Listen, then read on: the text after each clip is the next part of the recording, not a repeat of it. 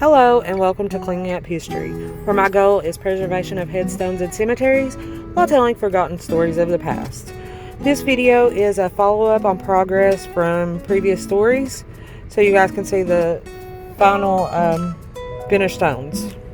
First up, we have the stone of John Salas.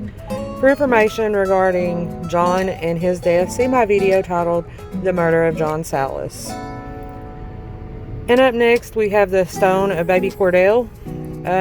For the cleaning of this stone, see Cleaning Up History, Baby Cordell.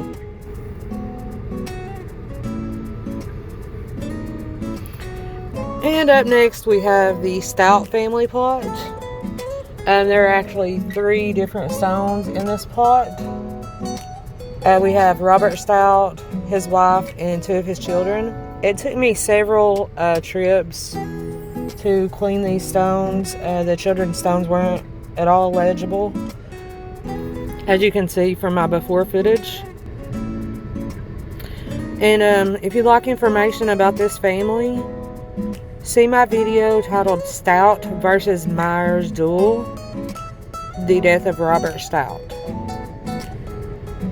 I have my videos somewhat organized on my channel. If you want to just see the stories, I have a folder titled Cleaning Up History Murder Stories, and you should find all these stories in that folder.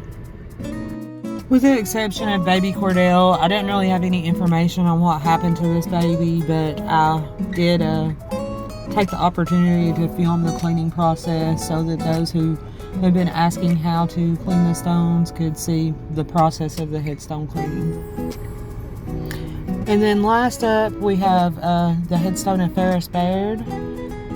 For information regarding Ferris and his murder, see my video titled The Murder of Marion, Bolton. This actually includes the death of a few individuals, including Ferris Baird.